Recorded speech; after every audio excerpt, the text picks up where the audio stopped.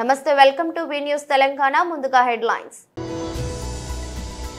తాడేపల్లిలోని వైఎస్ఆర్సీపీ కేంద్ర కార్యాలయం నుంచి మాజీ మంత్రి సాకే శైలజానాథ్ ప్రెస్ మీట్. మిర్చి ధరలపై మంత్రి అచ్చెన్నాయుడు కీలక ప్రెస్ మీట్.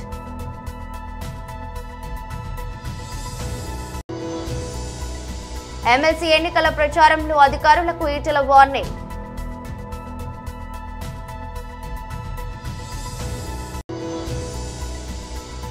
బీజేపీ రాష్ట్ర కార్యాలయంలో శ్రీ ఛత్రపతి శివాజీ మహారాజ్ జయంతి సందర్భంగా నివాళులు అర్పించి ఓ బండి నెంబర్ ప్లేట్ చూసి విస్తుపోయిన విజయవాడ ట్రాఫిక్ పోలీసులు.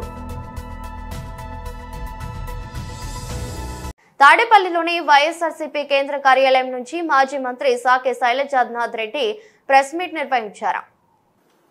మీరు కావాలని ఈ రోజున ఓ మాట చెప్పాల్సి వస్తే అదే మీకు జరిగిందంటే మీరు మీకేదో వ్యక్తిగతంగా భద్రత లేదని లేక ఇంకా హాని ఉందని పెద్ద పెద్ద మాటలు మాట్లాడి ఉండేవాళ్ళు.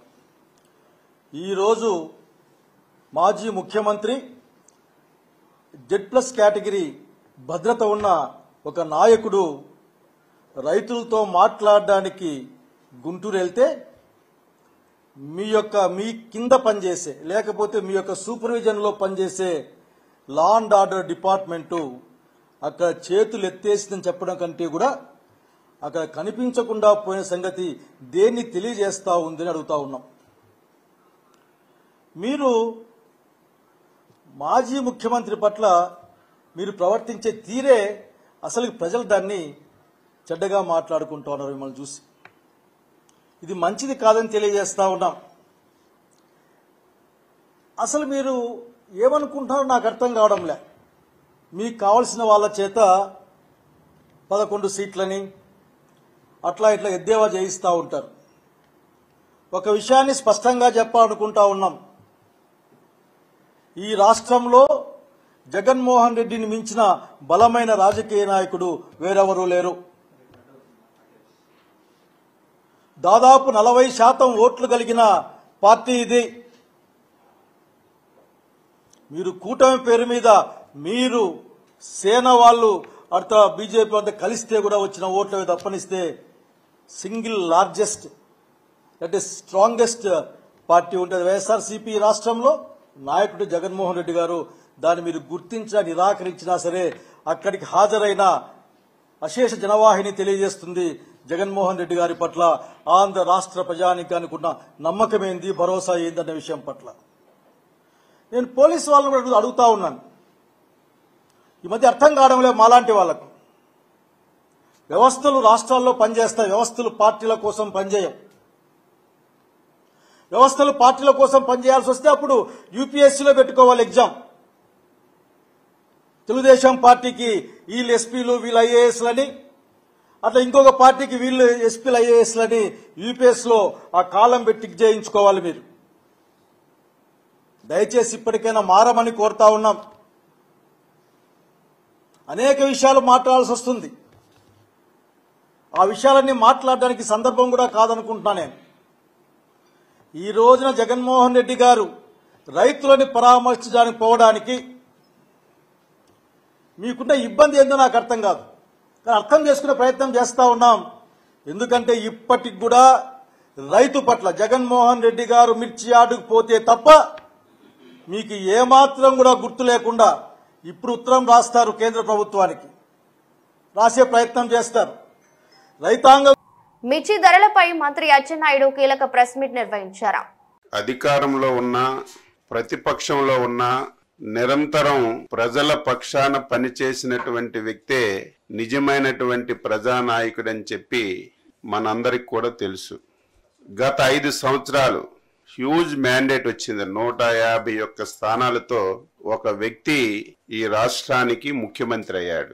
అధికారం ఉన్నటువంటి 5 సంవత్సరాలు కేవలం ప్యాలెస్కే పరిమితమై ఈ రాష్ట్రంలో ఏమి జరుగుతుంది, ప్రజలు ఏ ఇబ్బందులు పడుతున్నారు, అటు పత్రికలు కానీ మీడియా కానీ ప్రతిపక్షాలు కానీ ఎంత గోచించినా సరే ఒక్క రోజు కూడా వెళ్ళి చూసినటువంటి సందర్భాలు లేనటువంటి నాయకుడు, ఇటువంటి నాయకుడు ఈ రాష్ట్రంలో ఉండకూడదు, ఇటువంటి వ్యక్తి అసలు రాజకీయాలకే పనికిరాడు అని చెప్పి 5 కోట్ల మంది తెలుగు ప్రజలు మొన్న జరిగినటువంటి ఎన్నికల్లో చిత్తుగా ఓడించి ఇంటికి పంపించిన విషయాన్ని ఒక్కసారి గుర్తు చేస్తున్నాను.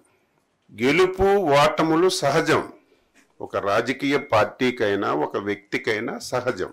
ఎవరమైనా సరే ఓడిపోయేటప్పుడు ఎందుకు ఓడిపోయాం, కారణాలు ఏమిటని అన్వేషించుకొని ముందుకెళ్ళాలి. కానీ ఈరోజు ఆ వ్యక్తి పరిస్థితి చూస్తుంటే, మాటలు వింటుంటే ఆ వ్యక్తి పూర్తిగా స్థితి పూర్తిగా లేనటువంటి వ్యక్తిగా మాట్లాడుతున్నాడు. 8 మాసాల్లో చంద్రబాబు నాయుడు గారు వ్యవసాయ శాఖని ఏమీ చెయ్యలేదు, రైతు దీనావస్థలో ఉన్నాడు, పంటలకి గిట్టుబాటు రావడం లేదని చెప్పి ఈరోజు పచ్చి అబద్ధాలు మాట్లాడుతున్నటువంటి వ్యక్తికి నేను ప్రెస్ మీట్ పెట్టి సమాధానం చెప్పలేనటువంటి అవసరం ఉన్నా సరే, ప్రజా జీవితంలో ఉన్నాం కాబట్టి, మనం ప్రజలకి జవాబుదారీ కాబట్టి ఈరోజు రైతులకి ఈ రాష్ట్ర ప్రభుత్వం చేసిన విషయాలని తెలియచేయాలనే ఉద్దేశంతోనే ఈరోజు పత్రికా సమావేశం పెట్టాను. 5 సంవత్సరాలు ఈ రాష్ట్రంలో ప్రధానమైనటువంటి శాఖలు, 70% మంది బతుకుతున్నటువంటి శాఖలు, ఈ రాష్ట్రానికి ఆదాయ మార్గాలను తీసుకొస్తున్నటువంటి శాఖల్ని 5 సంవత్సరాలు తాళమేసి బిగించినటువంటి వ్యక్తి ఈరోజు ఆ శాఖల గురించి మాట్లాడుతున్నాడు. ఈరోజు వ్యవసాయ అనుబంధ శాఖలు, ఈ రాష్ట్రంలో 60-70% మంది వ్యవసాయం అనుబంధ రంగాల మీద ఆధారపడ్డారు. అందులో రాష్ట్రానికి ఎక్కువ ఆదాయ వనరులు వచ్చినటువంటి శాఖ వ్యవసాయ అనుబంధ శాఖలు. 5 సంవత్సరాలు ఒక్కటి ఐఏఎస్లు, ఐపీఎస్లు, పబ్లిక్ సర్వెంట్లు ప్రజలకు సేవ చేయడమే లక్ష్యంగా పనిచేయాలని బీజేపీ ఎంపీ ఈటెల రాజేందర్ హితవు పలికారు. ప్రభుత్వంలోని పెద్దలు చెప్పారని నిబంధనలకు విరుద్ధంగా నడుచుకుంటే మాజీ ఐఏఎస్ అధికారి శ్రీలక్ష్మికి పట్టిన గతే పడుతుందని హెచ్చరించారు. తాము కూడా ఆరెంజ్ బుక్ మెయింటైన్ చేస్తున్నామని ఈటెల చెప్పారు. రూల్స్ కు విరుద్ధంగా ప్రతిపక్ష నేతలను వేధింపులకు గురి చేయడమే లక్ష్యంగా పనిచేస్తున్న అధికారుల పేర్లను అందులో రాసుకుంటున్నామని తెలిపారు. సమయం వచ్చినప్పుడు లెక్కలతో బయటపెట్టి ఫలితం అనుభవించేలా చేస్తామని ఈటెల పేర్కొన్నారు. ఈ మేరకు బుధవారం వరంగల్ జిల్లాలో ఎమ్మెల్సీ ఎన్నికల ప్రచారం సందర్భంగా ఏర్పాటు చేసిన మీడియా సమావేశంలో ఈటెల ఈ వ్యాఖ్యలు చేశారు. బాస్ల ఆదేశాల ప్రకారం కాకుండా చట్ట ప్రకారం నడుచుకోవాలని ఐఏఎస్, ఐపీఎస్ అధికారులకు ఈటెల సూచించారు. చట్టం నుంచి ఎవరూ తప్పించుకోలేరని, పిల్లి కళ్ళు మూసుకుని పాలు తాగినట్లుగా పనిచేస్తే ఎట్టి పరిస్థితుల్లోనూ ఊరుకోబోమని స్పష్టం చేశారు. ఉపాధ్యాయ ఎమ్మెల్సీ ప్రచారానికి వెళ్తే ప్రజల బీజేపీకి సంపూర్ణ మద్దతు ఇస్తున్నారని తెలిపారు. రాష్ట్రంలో విద్యా వ్యవస్థను బీఆర్ఎస్ భ్రష్టు పట్టించిందని, ప్రభుత్వం కాంగ్రెస్ కూడా అదే పద్ధతిలో ముందుకు సాగుతుందని ఆరోపించారు. కాంగ్రెస్ కు కూడా బీఆర్ఎస్ కు పట్టిన గతే పడుతుందని ఈటెల రాజేందర్ పేర్కొన్నారు. 2 జోన్లలో, ఒకటి వరంగల్ జోన్లో టీచర్ ఎమ్మెల్సీకి, కరీంనగర్ జోన్లో teacher as well as graduates ఎమ్మెల్సీకి ఎన్నికలు ఈ నెల 27వ తారీఖున జరగబోతూ ఉన్నాయి. ఒకరోజు నేను కరీంనగర్ ఎమ్మెల్సీ స్థానంలో నేను ప్రచారం చేసి ఇవాటికి 3వ రోజు ఇక్కడ ప్రచారం చేస్తూ ఉన్నా. కేజీబీవీ స్కూళ్ళకు పోతే మా సమస్య మీద మీరే మాట్లాడినారు తప్ప సమస్య ఇంకా పరిష్కారం కాలే. మోడల్ స్కూళ్ళకు పోతే మీరు మా సమస్యల మీద కొట్లాడుతున్నారు, మీకే మా మద్దతు. గవర్నమెంట్ స్కూళ్ళలో టీచర్ల దగ్గరికి పోతే మాకు 5 డిఏలు పెండింగ్ ఉన్నాయి, మా పిఆర్సీ పెండింగ్ ఉంది, రిటైర్డ్ అయినటువంటి టీచర్లకు బెనిఫిట్స్ కూడా రావట్లేదు, అన్యాయం ఉన్నది. 317 జీవో తెచ్చి మా టీచర్లకు ప్రశాంతత లేకుండా చేసిండు కేసీఆర్. ఈ ప్రభుత్వం కూడా గట్టినే చేస్తూ ఉంది. ఇవన్నిటి మీద కొట్లాడగలిగే శక్తి సత్తా ఉంది, మీకే మా ఓటేస్తామని చెప్పి గవర్నమెంట్ స్కూల్ టీచర్లు, మోడల్ స్కూల్ టీచర్లు, ప్రైవేట్ స్కూల్ టీచర్లలో, ప్రైవేటు కాలేజీలలో 4 ఏళ్ళు అవుతుంది మా ఫీ రియంబర్స్మెంట్ రాక, జీతాలు ఇవ్వలేకపోతున్నాం, టీచర్లకు జీతాలు ఇవ్వలేకపోతున్నాం, కిరాయి భవనాలకు రెంట్లు కట్టలేకపోతున్నాం, కరెంటు బిల్లులకు కూడా కష్టమైపోతుంది, అప్పుల పాలవుతుంది. మేము కూడా ఎవరు గెలిచినా మళ్ళీ అధికార పార్టీకి పోయే ఆస్కారం ఉంది కాబట్టి మాకు కొట్లాడే వాళ్ళు కావాలి. టీఆర్ఎస్ మీద మాకు నమ్మకం లేదు కాబట్టి, కాంగ్రెస్ పార్టీ విఫలమైంది కాబట్టి, కొట్లాడగలిగే వాళ్ళు మీరే కాబట్టి మీకే తప్పకుండా ఓటేస్తామని చెప్పి భావిస్తూ ఉన్నారు. నేను ఒకటే, మెడికల్ కాలేజీలలో టీచింగ్ స్టాఫ్ కావచ్చు, విశ్వవిద్యాలయాల్లో టీచింగ్ స్టాఫ్ కావచ్చు, జూనియర్ డిగ్రీ పీజీ కాలేజీల్లో టీచింగ్ స్టాఫ్ కావచ్చు, గవర్నమెంట్ స్కూళ్ళల్లో, అదేవిధంగా కేజీబీవీ స్కూళ్ళల్లో, మోడల్ స్కూల్లో ఉన్నటువంటి టీచర్లకు కావచ్చు, మేము వినమ్రంగా విజ్ఞప్తి చేస్తున్నాం. సర్వోత్తమ్ రెడ్డి గారు పీఆర్టీకు రాష్ట్ర అధ్యక్షుడిగా అనేక సంవత్సరాల కాలం పాటు సేవలు అందించిండు. బరిగీసి నిత్యం కొట్లాడేటువంటి వ్యక్తి సర్వోత్తమ్ రెడ్డి గారు. అదేవిధంగా పీఆర్టీలో పనిచేసినటువంటి చిన్నకేశ్వరరెడ్డి గారు కూడా ఇప్పుడున్న ఈ పరిస్థితులలో నాయకులుగా ఎన్నికయ్యే వాళ్ళు తొత్తులుగా ఉండద్దు, తొత్తులకు ఉండటువంటి ఏకైక పార్టీ భారతీయ జనతా పార్టీ కాబట్టి భారతీయ జనతా పార్టీకి మద్దతు ఇస్తా అని చెప్పి 3 రోజులుగా మాతో పాటు తిరుగుతూ ఉన్నాడు. ఇవాళ ఎక్కడ పోయినా పైన ఏ డిస్కషన్స్ ఉన్నా కూడా లోపల మాత్రం బీఆర్ఎస్ పార్టీకి బుద్ధి చెప్పినాం, కాంగ్రెస్ పార్టీకి కూడా బుద్ధి చెప్పాలి, బుద్ధి చెప్పేటువంటి ఏకైక పార్టీ బీజేపీ అనేటువంటి భావన ఉంది కాబట్టి ఇవాళ ఈ వరంగల్, నల్లగొండ బీజేపీ రాష్ట్ర కార్యాలయంలో శ్రీ ఛత్రపతి శివాజీ మహారాజ్ జయంతి సందర్భంగా నివాళులు అర్పించారు. తెలంగాణ రాష్ట్ర ప్రజలకు భారతీయ జనతా పార్టీ తరఫున శుభాకాంక్షలు తెలియజేస్తూ, మరి శివాజీ మహారాజ్ని ఈరోజు భారతదేశంలో ఒక మంచి యోధుడుగా ఒక మంచి పరిపాలన అందించేటువంటి ఒక వ్యక్తిగా ఈరోజు చూస్తూ ఉన్నాం. ఒక మతానికి, ఒక కులానికో, ఒక ప్రాంతానికో సంబంధించినటువంటి ఒక రాజు కాకుండా శివాజీ మహారాజు యావత్ దేశంలో కూడా మంచి పరిపాలన యంత్రాంగాన్ని వారు డెవలప్ చేసి ఈరోజు దేశంలో ఇప్పుడు ఉన్నటువంటి ఒక ఏవైతే రెవెన్యూ వ్యవస్థ అయితే ఏంది, లేకపోతే సివిల్ సర్వీసెస్ సంబంధించినటువంటి ఒక వ్యవస్థ అయితే ఏంది, ఇవన్నీ కూడా వారి యొక్క పరిపాలన మోడల్ మీద ఆధారపడి ఉన్నది. శివాజీని కేవలం ఒక హిందూ రాజుగా ముఘల్ సామ్రాజ్యానికి ఎదుర్కొని పరిపాలన అందించిన రాజు కాకుండా అన్ని మతాలని, అన్ని కులాన్ని గౌరవించినటువంటి వ్యక్తి శివాజీ మహారాజ్.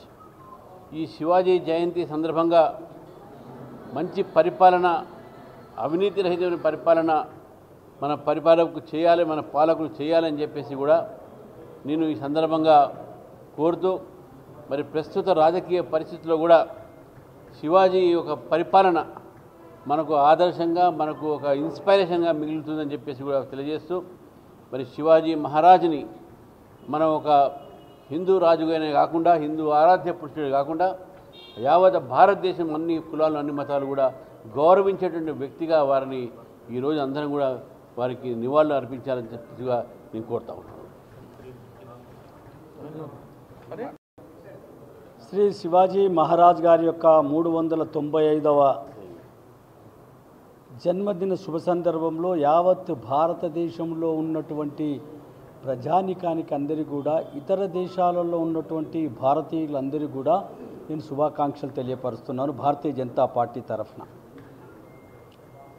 ఈ దేశంలో ఉన్నటువంటి ప్రస్తుత 29 రాష్ట్రాలలో ఏ రకంగా పరిపాలన ఉండాలని ఆనాడు 395 సంవత్సరాల తర్వాత క్రితము తను ఏదైతే యావత్ సామ్రాజ్యానికి అధిపతిగా ఉండి ఏ రకంగా సేవలు అందించాలి, ఇంతకుముందు మా రామచంద్రరావు గారు చెప్పినట్టు డిఫెన్స్ ఏ రకంగా ఉండాలి, రక్షణ రంగం ఏ రకంగా ఉండాలి, వైద్య రంగం ఏ రకంగా ఉండాలి, విద్యారంగం ఏ రకంగా ఉండాలి, సివిల్ సర్వీసెస్ ఏ రకంగా పనిచేయాలి, రాజకీయ నాయకులు నిస్వార్థన భావనతో ఏ రకంగా పనిచేయాలి, ప్రజలకు సేవ చేసేటటువంటి అంకిత భావంతో ఏ రకంగా పనిచేయాలి అనేటటువంటి ఆదర్శవంతమైనటువంటి పరిపాలన నడిపించి అంచెలంచెలుగా ఇప్పటి ఈ సంవత్సరంలో నడుస్తున్నటువంటి రాజకీయ నాయకులకు అందరికీ కూడా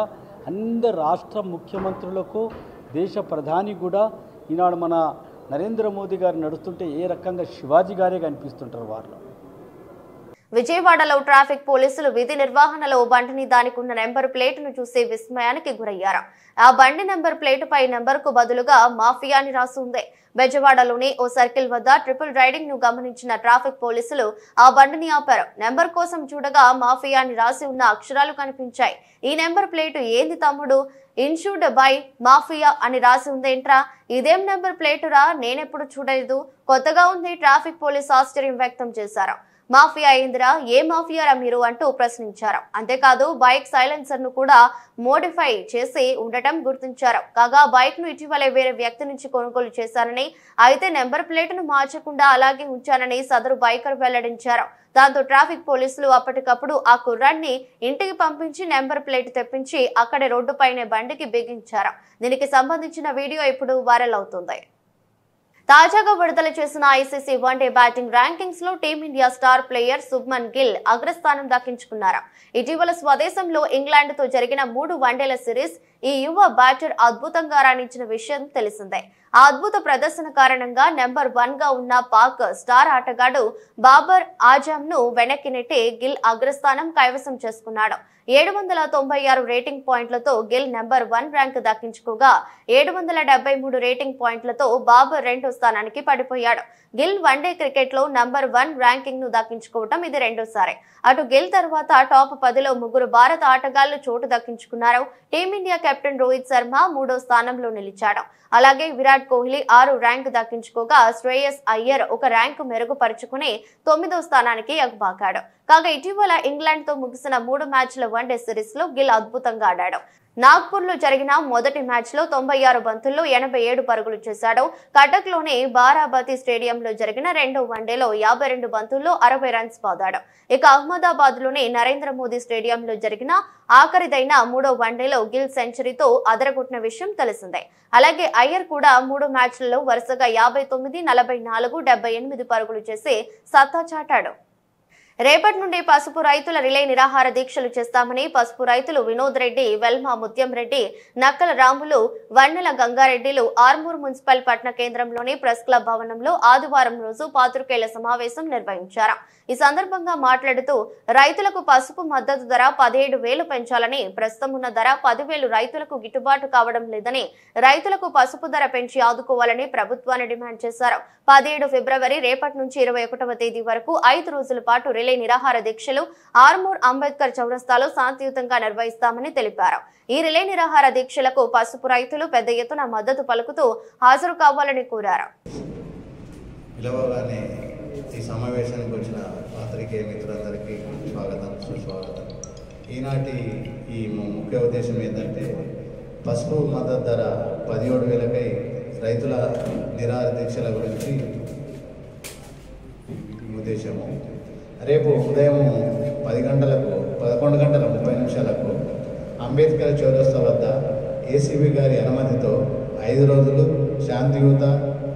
శాంతియుతంగా టెంట్ కింద రైతులతో రిలే నిరాహార దీక్షలు. గత సంవత్సరం 15,000 ధర పసుపు ధర పలికింది. ఈ సంవత్సరం నిన్నటి రోజున 10,800 పలికినది. పంట ఖర్చులు పెరిగినాయి. 1 ఎకరానికి 1,50,000 రూపాయల ఖర్చు అవుతుంది 1 ఎకరం పండించడానికి. ఆర్మూర్, బాల్కొండ, నిజామాబాద్ రూరల్, నిర్మల్, మెట్పల్లి అసెంబ్లీ నియోజకవర్గ పసుపు పండించిన రైతులతో రిలే నిరాహార దీక్షలు. రేపటి కార్యక్రమానికి అన్ని గ్రామాల రైతులు తరలివచ్చి రిలే నిరాహార దీక్షలో పాల్గొనాలని కోరుచున్నాము. గత సంవత్సరము ఇదే పసుపు 15,000 ధర పలికింది. కానీ నేడు 10,000 మార్కెట్లో పలుకుతుంది. నిన్నటి ధర. అయితే ఇది రైతులకు సరైన ధర కాదు, రైతులకు గిట్టుబాటు కాదు. 1 ఎకరము పసుపు పండించడానికి 1 లక్షల రూపాయల ఖర్చు అవుతుంది. దాన్ని ఈ ధరను పోల్చుకుంటే రైతు ఏం లాభపడింది లేదు. ఈ విషయాన్ని ప్రభుత్వాల దృష్టికి తీసుకురావడానికే రేపు రిలే నిరాహార దీక్షలు నిర్వహించడం జరుగుతుంది. ఏసీపీ గారి అనుమతితోనే ఈ కార్యక్రమాన్ని నిర్వహిస్తున్నాము. ఈ కార్యక్రమంను శాంతియుతంగా ఎలాంటి గొడవలు లేకుండా నిర్వహిస్తాము.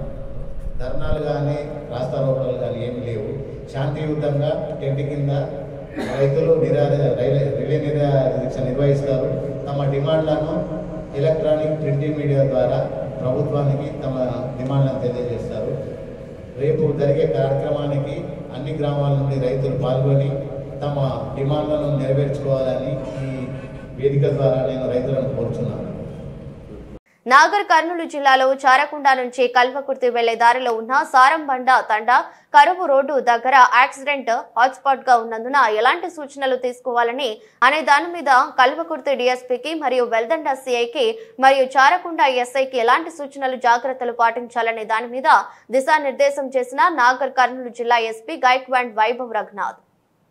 రెడ్డి గారికి, సిఐ కల్వకుర్తి నాగార్జున గారికి, ఇక్కడ లోకల్ ఎస్ఐ శంషుద్దీన్ గారికి, తర్వాత అందరు SI from Kalwakurthy sub division మరియు మన పోలీస్ సిబ్బంది, అలాగే ఈ ప్రోగ్రాంలో వచ్చిన మన చారకొండ గ్రామ ప్రజలు, ప్రజాప్రతినిధులు, బిజినెస్ పర్సన్స్, సంఘాల నుంచి వచ్చిన అందరూ అండ్ మీడియా మిత్రులకి అందరికీ నమస్కారం. మొదటి నేను మన లోకల్ ఎస్ఐ శంషుద్దీన్ గారికి మరియు ఎవరైనా ఈ ప్రాజెక్ట్ గురించి డొనేషన్ ఇచ్చారో అందరికీ కాంగ్రాచులేషన్ అండ్ ధన్యవాదాలు. ఎందుకంటే ఇది చాలా మంచిగా ఇనిషియేటివ్ ఇక్కడ చారకొండ ప్రజలు తీసుకున్నారు. ఒక గ్రామ పంచాయత్ మండల్ హెడ్ క్వార్టర్లో ఇంత పెద్ద 32 కెమెరా మన నాగర్ కర్నూలు డిస్టిక్లో ఇక్కడ కూడా ఇన్స్టాలేషన్ చేయలేదు ఇప్పుడు. సో ఇది పెద్ద 32 కెమెరా, అది చాలా నెంబర్స్ ఉన్నాయి. ఐ థింక్ అది మన అందరి చోట్ల అన్ని కార్నర్స్, చౌరాస్తా ఈ 32 కెమెరాస్లో కవర్ అయింది. ఈ కెమెరాస్ ఎందుకు ఇంపార్టెంట్ అంటే మన ట్రెడిషనల్గా పోలీసింగ్ నడుస్తుంది, మన రెగ్యులర్ పోలీసింగ్, ఇన్వెస్టిగేషన్, ఎవరైనా విట్నెస్ చూస్తారు లేదా డాగ్ స్క్వాడ్ అన్నీ మొత్తం నడుస్తుంది. బట్ ఇప్పుడే ఎట్లా టెక్నాలజికల్ అడ్వాన్స్మెంట్ అయితే మన పోలీస్ డిపార్ట్మెంట్లో కూడా ఇది టెక్నాలజికల్ అడ్వాన్స్మెంట్ కావాలి. ఈ సీసీటీవీ కెమెరా మన చాలా నేరాల గురించి చాలా ఇంపార్టెంట్. అది మీకు అందరికీ తెలుసు, మర్డర్ కేసు కానీ, రోడ్ యాక్సిడెంట్ కేసెస్ కానీ, hit and run accident cases కానీ, మిస్సింగ్ కేసెస్ కానీ రకరకాల క్రైమ్ ఇక్కడ జరుగుతుంది. ఈ కల్వకుర్తి ప్రాంతంలో ఇది కొత్త హైవేస్ ఉన్నాయి, మరియు ఇక్కడ శ్రీశైలం హైవే, కల్వకుర్తి జడ్చర్ల హైవే, ఇక్కడ చారకొండలో కూడా నల్గొండ చారకొండ హైవే, ఈ అన్ని చోట్ల రెగ్యులర్గా రోడ్ ప్రమాదం కూడా జరుగుతుంది. చాలా టైంలో నైట్ టైంలో యాక్సిడెంట్ జరిగితే ఎవరైనా హిట్ చేసి పోతున్నారు, అది వెహికల్ డిటెక్షన్ కూడా చాలా కష్టం అది. సో ఇది ఒకటి ఛాలెంజ్. ఈ అన్ని మొత్తం డిటెక్షన్ కావాలి అంటే కెమెరా చాలా యూస్ఫుల్. ఒక కెమెరా మన 100 పోలీస్ పర్సనల్ యాక్వప్ అని ఒక కెమెరా చేస్తున్నారు. ఇది 100 పోలీస్ పర్సన్ కూడా అది డిటెక్షన్ కాలేదు, ఈ థింగ్ ఒక కెమెరా డిటెక్ట్ చేస్తున్నారు. సో ఇది చాలా మంచిగా ఇనిషియేటివ్. నేను కూడా ఇక్కడ వచ్చిన తర్వాత మన అందరు ఆఫీసర్లో నేను రిక్వెస్ట్ చేశాను, మన పోలీస్ డిపార్ట్మెంట్ టార్గెట్ అంటే ప్రతి గ్రామంలో మన నాగర్ కర్నూలు డిస్టిక్లో ఆల్మోస్ట్ 460 విలేజెస్ ఉన్నాయి. ఈ ప్రతి గ్రామంలో కనీసం 4 కెమెరాస్ కావాలి, అట్లీస్ట్ ఎంట్రీ ఎగ్జిట్ పాయింట్లో, ఇంపార్టెంట్ చౌరస్తాలో. ఈ ప్రతి గ్రామంలో మన కెమెరా ఇన్స్టాల్ చేయడానికి నేను అందరు ఆఫీసర్లో కూడా వార్తలు ముగించే ముందు మరోసారి హెడ్లైన్స్. తాడేపల్లిలోని వైఎస్ఆర్సీపీ కేంద్ర కార్యాలయం నుంచి మాజీ మంత్రి సాకే శైలజానాథ్ ప్రెస్ మీట్. మిర్చి ధరలపై మంత్రి అచ్చెన్నాయుడు కీలక ప్రెస్ మీట్.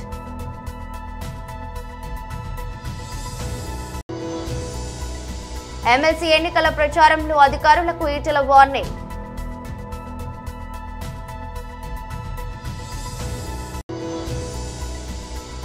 బీజేపీ రాష్ట్ర కార్యాలయంలో శ్రీ ఛత్రపతి శివాజీ మహారాజ్ జయంతి సందర్భంగా నివాళులు అర్పించి ఓ బండి నెంబర్ ప్లేట్ చూసి విస్తుపోయిన విజయవాడ ట్రాఫిక్ పోలీసులు. ఇదరస్ట్ బులెటిన్ మరో బులెటిన్లో మళ్ళీ కలుద్దాం. అంతవరకు సెలవు. నమస్కారం.